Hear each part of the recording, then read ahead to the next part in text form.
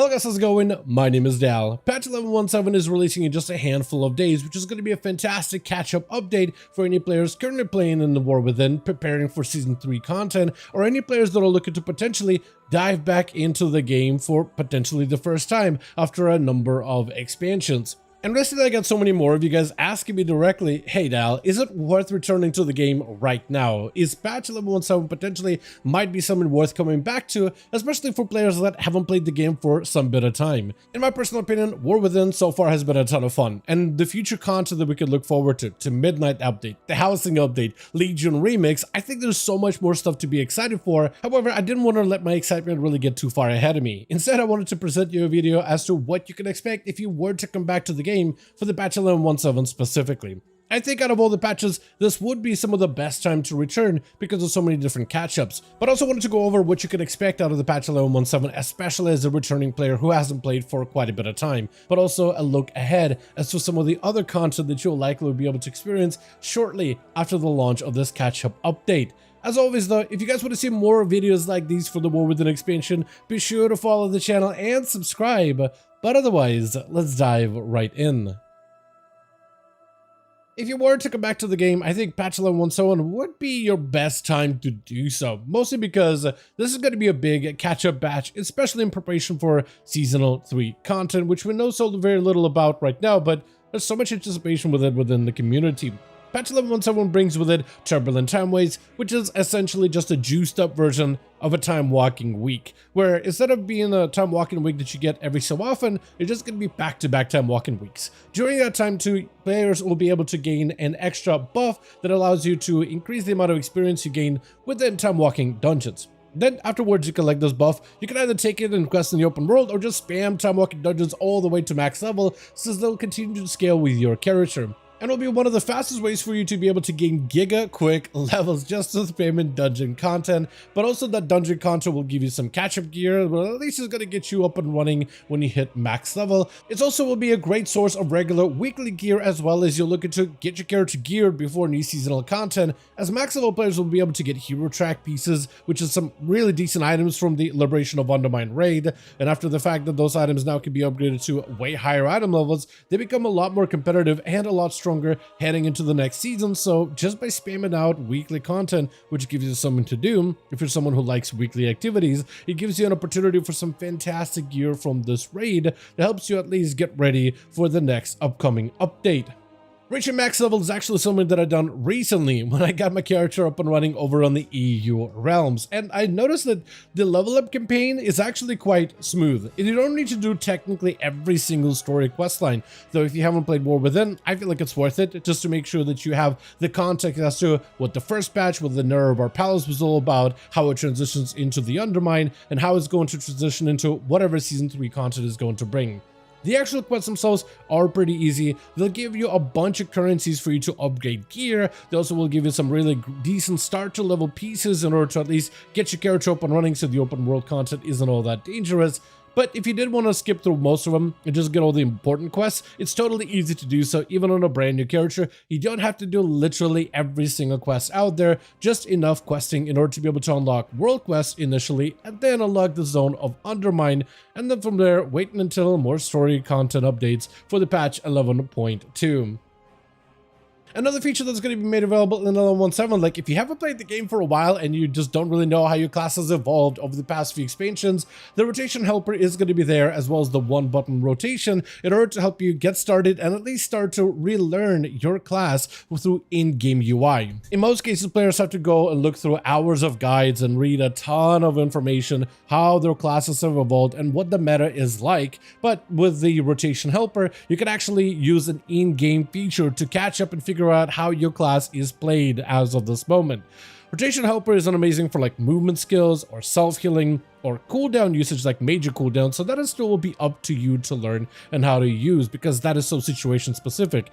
But as for your basic rotation, like if you have no idea what buttons to press, there's a button that will just press the rotation for you. It'll do it at a much slower pace, so you're not going to be competitive with it, but at least it'll give you an idea of what buttons you should prioritize, and might even be able to learn the patterns as to why they're important. Like if you're a class that builds and spends resources and maybe get a bunch of procs in between, as the button will optimize the best ability for you. As you get more comfortable with it, you can then switch to Rotation Helper that doesn't play the game for you but suggests what ability you should use next, and that can be another way for newer players or returning players that haven't played the game for a while to have an easier time at least learning how to play the class through some of the new in-game tools, which is definitely going to be exciting to see how so many players are going to be able to utilize those and see if they'll get any kind of sizable improvements when it comes to end-game content. Another thing patch 11.17 is going to be good for is gearing a character. Like if you're really just trying to do some gearing either for the end of the season to get some rewards, or if you're looking to get a character caught up ahead of the new season, Delves is a fantastic starting point, and they have been since War Within came out. If you haven't checked out Delves whatsoever, like if you haven't played War Within at all, Delves have been surprisingly good. You don't need a group, you just need Brand to help you on your journey. Spam out Delves, get some actually decent competitive gear, as well as weekly gear, as well as gear from certain mini bosses that can spawn in within Delves as well, the Underpin specifically. Delves themselves have a bunch of cosmetic rewards, but when it comes to gearing itself, it is also one of the best places to at least get you started, as Brand doesn't say no to you when it comes to joining you on your adventures, which means that those of you that just hate pugging and pugging content with randoms and feel like you have a hard time getting into groups, Delves is a fantastic way to at least get you started with some gear to begin with. But if you are a fan of group content like raids and dungeons, the Turbo Boost has been amazing. Being able to spam out a bunch of currencies in order to upgrade all of your items, plus having a gear vendor for you to be able to catch up with, which you can collect by either slaying bosses within the raid 4 per coin, or just by doing 4 dungeons to be able to get a cartel chip. Once you have 3, you can exchange it for certain unique items like weapons, trinkets from the raid, but also trinkets from the dungeons as well if that is some of your better gear. So it's at least a way for you to be able to focus on certain items that might just be best in slot and a necessity for your character to even function. Another feature that a lot of newer players that haven't played, let's say, for the last few expansions will have a bit of a hard time wrapping their heads around is the upgrade system that is available within War Within, which gone through iterations since the expansion of Dragonflight, which is where it got introduced, but it is generally a good system, just kind of one that a lot of players have a hard time understanding at first. The best way I can break it down is every bit of content you do awards you currencies, one of the base ones being Valor Stones. This is awarded from literally everything that you do. Open world activities, group activities, raids, dungeons, picking up treasures, slaying enemies. The more time you spend in the game doing stuff, the more of this you're going to be able to earn. And this is like the most very basic currency that's necessary for creating crafted pieces or potentially even upgrading the gear that you have. And you'll just end up earning this the more of the game that you play. Then we have crests. These are awarded from very specific content. You can get weather crests from places like reputable open world content, or a Lofar version of Liberation of Undermine, heroic dungeons, delves of lower tier. Up from there, we have the Carve Crest, which is like slightly better. That's awarded from weekly World Door activities, normal Liberation of Undermine raid, Mythic season dungeons like base Mythics, Delves of tier 6 and 7, as well as Delver's bounties. Ruin crests are kind of like the Hero crest or the Heroic crest, now awarded from harder content like Heroic raids, higher end dungeons, higher tier Delves. And we have Gilded, which is like the highest, basically the Mythic currency more or less, awarded from Mythic content, high tier dungeons, high tier Delve guild stashes, but rewarded in more limited capacity. And essentially you will be using these, basically encouraging you to tackle more harder content in order to be able to upgrade the gear that you have to the next rank. These are the items you're going to need, depending on the content that you're looking for, to upgrade your pieces. And while it does seem like there's a lot of currencies to keep up with, once you get a hang of it, it's really not that bad.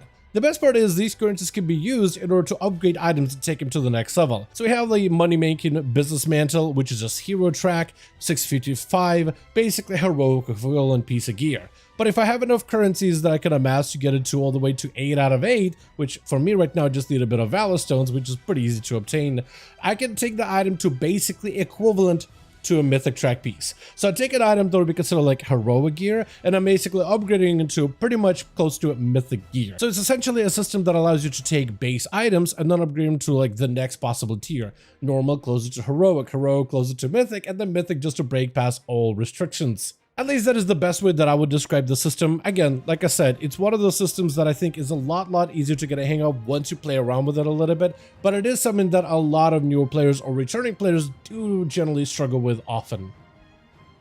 However, not everybody plays WoW for the gear and when it comes to power progression. A lot of players, in fact, do play the game for the collectibles, and this is why the event of Greedy Emissary is going to be something you'll want to watch out for. This event will not be made available day 1 of 11.17, actually it launches on July 1st.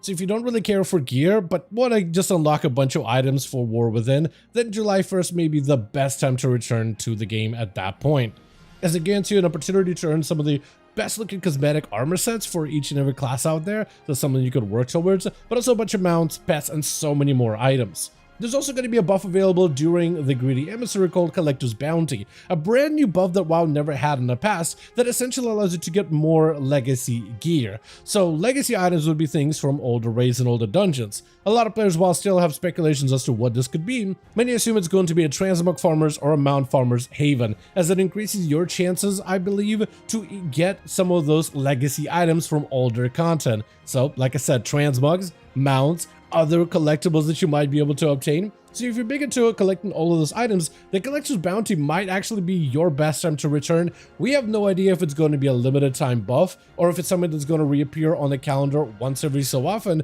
but it's definitely something that you'll want to take advantage of if you're somebody who just loves to expanding your mount and transmog collections. And if you do end up returning back for the patch 11.17, it might actually be a very short-lived patch, as it looks like 11.2 and future content might be right on the horizon. And that's probably the best part, is there's just so much to look forward to as a WoW player in the War Within. Whether you look at patch 11.2 content in Season 3, which should hopefully be getting some more information over on the PTR, and we might even be able to get a pretty close to a release date to that content, knowing exactly what it's going to be. So if you are somebody who is actually planning on making your way to 11.17, it might actually not be a bad idea to wait until the patch arrives for us to get some 11.2 updates so that you can maybe plan your return around the time that Season 3 content finally launches, while still giving yourself time in order to be able to get all those collectibles and catch up in gear before the content is finally here. However, there's so much more content besides just Season 3. We also have Legion Remix news to be announced in the future, as we know that Legion Remix is going to be coming out sometime soon as well, usually as we're getting closer to the end of War Within and the release of Midnight, something to hold us over probably towards the tail end of Season 3 content.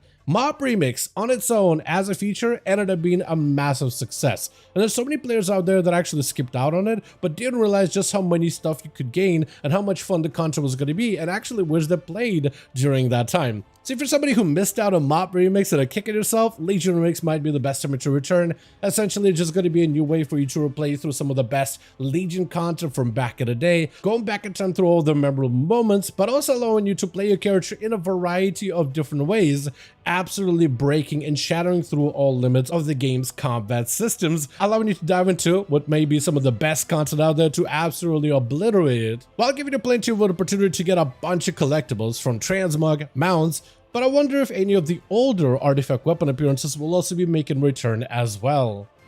And past that, we have the Midnight pre-patch news, as well as the much anticipated housing updates, which is by far one of the most exciting pieces of content that whole expansion I think has to offer. While we know very little as to what Midnight is going to be story-wise, content-wise, the housing update by itself is looking better and better the more information they release about it. And this most recent preview, I think, has wowed just about everybody out there. I mean, I don't know if WoW players really were expecting some kind of like a massive system of its own just for housing, but it looks really robust, incredibly customizable, and a lot better than most players expected for them to release.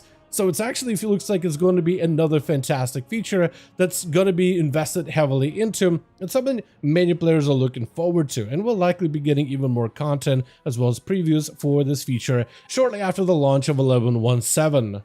So hopefully this video at least gives you a handful of ideas as to why you should return for the patch 11.17. However, at the end of the day, the choice is with you.